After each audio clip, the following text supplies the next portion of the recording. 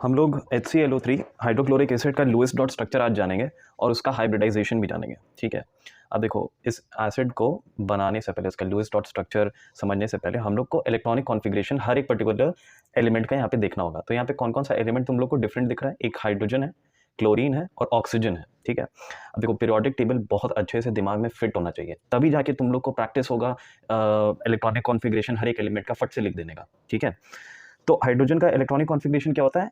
देखो माइंड में ऐसा बनाओ, पीरियोडिक टेबल यहाँ पे कहीं पे होता है। सबसे फर्स्ट एलिमेंट पीरियोडिक टेबल का हाइड्रोजन ही है, तो क्या है उसका इलेक्ट्रॉनिक कॉन्फ़िगरेशन 1s1। ये रहा उसका ऑर्बिटल डायग्राम। ये 1s सब शेल है, उसमें एक इलेक्ट्रॉन है, 1s1, एक इलेक्ट्रॉन रिप्रेजेंट किया हुआ है।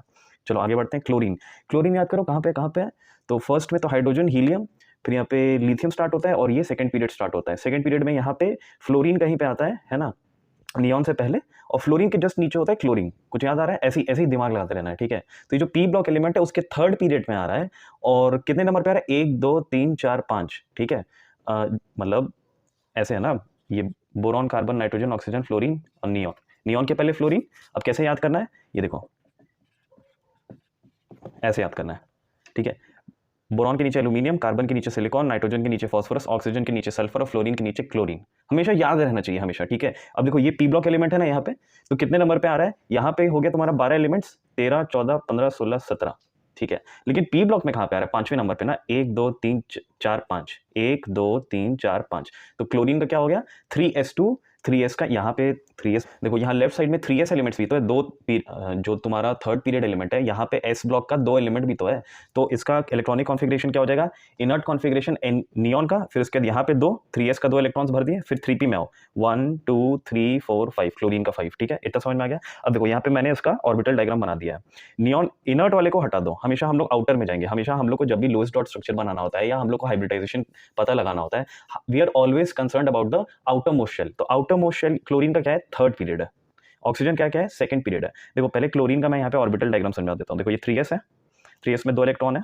3p में कितना ऑर्बिटल होता है? 1 2 3, x y z, है ना, ऐसे ही होता है। एनसीईआरटी में पढ़े हुए तुम लोग।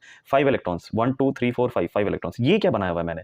देखो थर्ड पीरियड एलिमेंट है ना, तो थर्ड शेल में पॉसिबल सबशेल्स कौन कौन सा हो सकता है? S P D. तो ये वेकेंट डी भी है उसके पास, ये भी याद रखना। ठीक है, तो हाइड्रोक्लोरिक एसिड में क्या है कि क्लोरीन जो है नॉर्मली अभी क्या दिख रहा है तुमको? कितना अनपेड इलेक्ट्रॉन है क्लोरीन के पास? एक अनपेड इलेक्ट्रॉन है, मतलब वो कितना बॉन्ड बना सकता है? एक। लेकिन हाइड्रोक्लोरिक एसिड में एक बॉन्ड, क्लोरीन के एक बॉन्ड बनाने से काम नहीं चलेगा, उसको मल्टीपल बॉन्ड्स बनाना होता है। ठीक है, तो मल्टीपल बॉन्ड्स बनाने के लिए क्या होता है? शिफ्टिंग ऑफ इलेक्ट्रॉन्स होता है of the central atom. Central atom यहाँ पे क्लोरीन है। ठीक है, तो शिफ्टिंग कैसे होगा? ये तुम्हारा 3s है, 3p, और ये तुम्हारा 3d। ठीक है, तो ये अभी ये ग्राउंड स्टेट में है। ठीक है, क्लोरीन यहाँ से एक इलेक्ट्रॉन जंप करेगा और यहाँ पे आ जाएगा। ठीक है, यहाँ से जंप करके 3d में आ गया। तो ये फर्स्ट एक्साइटेड स्टेट हो गया। ठीक है, अब बताओ कितना बॉन्ड बना सकता है क्लोरीन? देखो 1 2 3, 3 अनपेयर्ड इलेक्ट्रॉन्स है, मतलब 3 बॉन्ड बना सकता है। लेकिन इतने से भी काम नहीं चलने वाला है, एक और एक्साइटेशन हम लोग को करना ही पड़ेगा। ठीक है, एक्साइटेशन कैसे करते हैं हमेशा याद रखना है। हम लोग जब भी किसी भी एटम या मैटर को एक्साइट करते हैं तो उसमें एनर्जी पुट इन करना होता है, तब वो एक्साइट। ये खैर आउटर इन्फॉर्मेशन है, बस मैं बता रहा हूँ। ठीक है, अब यहाँ पे एक इलेक्ट्रॉन शिफ्ट हो गया, ये सेकंड एक्साइटेड स्टेट है। इसमें आप काउंट करो कितना होगा? 1 2 3 4 5, 5 बॉन्ड्स क्लोरीन यहाँ पे बनाने के लिए सक्षम है। ठीक है, इतना समझ में आया? सेकंड एक्साइटेड स्टेट में क्लोरीन को लाना पड़ा। अब चलो यहाँ पे ऑक्सीजन का एक बार ऑर्बिटल डायग्राम देख लेते हैं। ये गिन लो, 1 2 3 4 5, क्लोरीन का 5 अनपेयर्ड इलेक्ट्रॉन है। It is now capable in making 5 bonds. Okay, अब चलो ऑक्सीजन का देख लेते हैं। अच्छे से समझो, एकदम कोर कॉन्सेप्ट्स में घुसो, तब बहुत अच्छे से समझ में आएगा केमिस्ट्री। ठीक है, बस ये याद कर लेना कि नहीं हाइड्रोक्लोरिक एसिड ऐसे होता है, फॉस्फोरिक एसिड ऐसे होता है, फॉस्फोरस एसिड ऐसे बनता है। याद नहीं करना है, समझना है ना। तो आओ ऑक्सीजन का ऑर्बिटल डायग्राम बना लेते हैं। देखो हम लोग, मैंने क्या बोला कि हमेशा आउटर मोस्ट शेल से कंसर्न है हम लोग को, है ना। तो यहाँ पे सेकंड शेल है, 2s2 है एक, ये रहा 2s, और 2p में 3 ऑर्बिटल्स होता है, s में एक ही ऑर्बिटल होता है।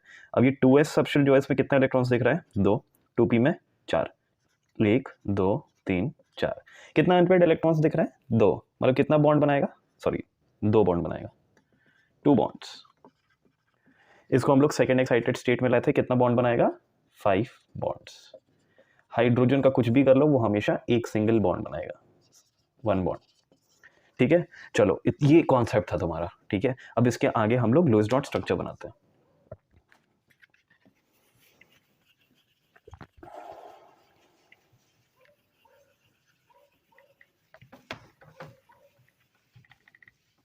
थोड़ा टाइम ज़्यादा लगता है इसमें। देखो सेंट्रल एटम ड्रॉ करो, सेंट्रल एटम क्या है, क्लोरीन है। क्या इलेक्ट्रॉनिक कॉन्फ़िगरेशन था, 3s2 3p5, यही था ना, 3s2 3p5। और इनर्ट कॉन्फ़िगरेशन किसका था, नियॉन, राइट, समझ में आ गया। और कितना अनपेयर्ड इलेक्ट्रॉन्स हम लोग ने क्रिएट कर दिया था सेकंड एक्साइटेड स्टेट में लाके, 5 अनपेयर्ड इलेक्ट्रॉन्स कर दिया था, है ना। इसका जो दो बॉन्डेड इलेक्ट्रॉन्स था, सॉरी पेयर्ड इलेक्ट्रॉन्स था, उसको हमने 3D में ट्रांसफर कर दिया था। तो P में 3 बचा था और D में 2, तो 3 + 2 5, समझ में आ गया। तो ड्रॉ कर लेते हैं। 5 इसका बैलेंस इलेक्ट्रॉन्स +2, 5 + 2 7, ठीक है। तो यहाँ पे ड्रॉ कर लो, 1 2 3 4 5 6 7, ठीक है। अब देखो, जब हम लोग ऑक्सी एसिड्स बनाते हैं ना, ऑक्सी एसिड्स मतलब any acid having oxygen and hydrogen, ठीक है। तो उसमें ये एक रूल होता है कि number of hydrogens is equal to number of OH bonds, ठीक है। नंबर ऑफ OH बॉन्ड्स, यहाँ पे कितना हाइड्रोजन दिख रहा है, एक हाइड्रोजन दिख रहा है। इसका मतलब number of H is equal to number of OH bonds कहा ना मैंने, तो इसका मतलब एक H है, अगर एक हाइड्रोजन का एटम है तो कितना नंबर ऑफ OH बॉन्ड्स बनेगा, एक बनेगा। Number of OH is equal to number of H is equal to number of OH bonds, ठीक है। एक हाइड्रोजन एक OH बॉन्ड बनेगा, तो पहले एक OH बॉन्ड बना ही देते हैं, ठीक है। ऑक्सीजन का कैसे बताया था मैंने, याद आ रहा है कुछ, 2s2 2p4 था, 2p4 था, तो ये P में ऐसे था, 2 अनपेयर्ड इलेक्ट्रॉन था, तो 2 बॉन्ड बनाता है। तो पहले ऑक्सीजन को चिपका दो ना, लो ये रहा ऑक्सीजन, कितना उसमें 2s2 और 2p4, तो 6 था, ठीक है। तो ऑक्सीजन का ये रहा 1 2 3 4 5 6, ठीक है, ये रहा। अब हाइड्रोजन में क्या था, 1s1, ठीक है। ये मैंने लूज डॉट स्ट्रक्चर बनाना स्टार्ट कर दिया। देखो, एक हाइड्रोजन कंज्यूम हो गया, एक O कंज्यूम हो गया, ऑक्सीजन कंज्यूम होगा, क्या बचा, 2 ऑक्सीजन एटम्स बचा। ऑक्सीजन एटम्स कितना बॉन्ड्स बनाता है, 2 बॉन्ड बनाता है। एक ऑक्सीजन यहाँ लिखो, एक ऑक्सीजन यहाँ लिखो, ठीक है। ये सब मिटा देता हूँ मैं, ये मिटा, ठीक है। Number of unpaired electrons, sorry number of valence electrons 6 1 2 3 4 5 6। Bonds हमेशा 2 ही बनाएगा ऑक्सीजन, ठीक है। लेकिन हम लोग लूज डॉट स्ट्रक्चर में बैलेंस इलेक्ट्रॉन्स लिखते हैं, हमेशा लिखते हैं, रूल है, ठीक है। तो ऑक्सीजन यहाँ पे एक सिंगल बॉन्ड बना लिया, यहाँ पे एक हाइड्रोजन के साथ बॉन्ड बना लिया, ये एक OH बॉन्ड हो गया, ये वाला OH बॉन्ड, ठीक है।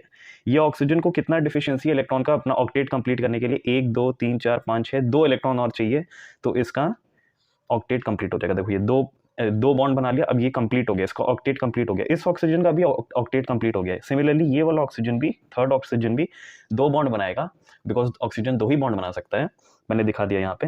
तो 2 बॉन्ड बनाया और इसका ऑक्टेट कंप्लीट हो गया, ये स्टेबल हो गया, ये ऑक्सीजन स्टेबल, ये ऑक्सीजन स्टेबल, ये ऑक्सीजन स्टेबल, ये इस हाइड्रोजन ने अपना डुप्लेट कंप्लीट कर लिया, 1 2 2 इलेक्ट्रॉन आ गया इसमें, ठीक है।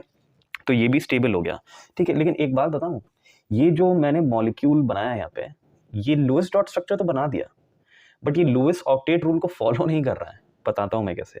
लुईस ऑक्टेट रूल क्या था कि any element wants to have या wants to complete 8 electrons in its valence shell, ठीक है। अब वैलेंस शेल ऑक्सीजन का देखो तो 1 2 3 4 5 6 7 8, ठीक है। ऑक्सीजन पे ये बात लागू हो रहा है, इस ऑक्सीजन पे हो रहा है, इस पे हो रहा है।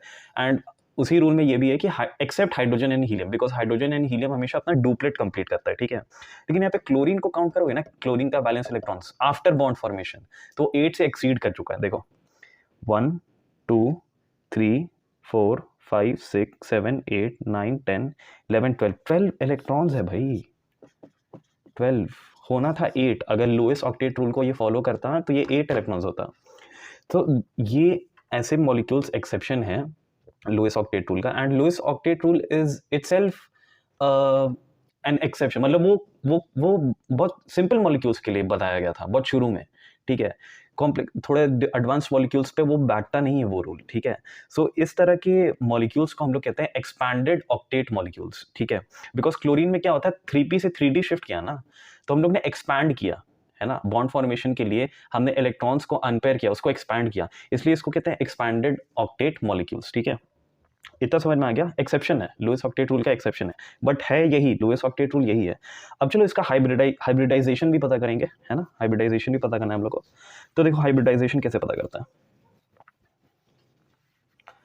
तुमको हर एक एटम का, है ना, वैलेंस इलेक्ट्रॉन को ऐड करते जाना है, ठीक है। हाइड्रोजन में क्या है, 1s1, कितना इलेक्ट्रॉन है वैलेंस शेल में, 1 इलेक्ट्रॉन है, 1। क्लोरीन का क्या था, नियॉन, 3s2 3p5, कितना वैलेंस इलेक्ट्रॉन्स दिख रहा है? वैलेंस इलेक्ट्रॉन्स होता क्या है? क्या बोला था मैंने? वैलेंस इलेक्ट्रॉन्स वैसे इलेक्ट्रॉन्स जो वैलेंस शेल में प्रेजेंट है। वैलेंस शेल मतलब outermost shell. Outermost shell chlorine का थर्ड शेल है, ठीक है बाबू, थर्ड शेल है। इसमें कितना इलेक्ट्रॉन्स दिख रहा है? 2 5, 2 + 5 7, 7 ऐड कर दिया। ऑक्सीजन का क्या था? 2s2, हीलियम लिख देता हूं मैं, नहीं तो फिर तुम लोग बोलोगे, 2s2 2p4, ठीक है। सेकेंड शेल इसका आउटरमोस्ट शेल है। कितना इलेक्ट्रॉन्स दिख रहा है? 2 + 4 6, ये रहा 6। लेकिन कितना नंबर ऑफ ऑक्सीजन एटम्स है? 3, तो इंटू 3 कर दो। तो 1 + 7 8, 6 + 3 18, 18 + 8 कितना हो गया? 18 + 8 कितना हो गया?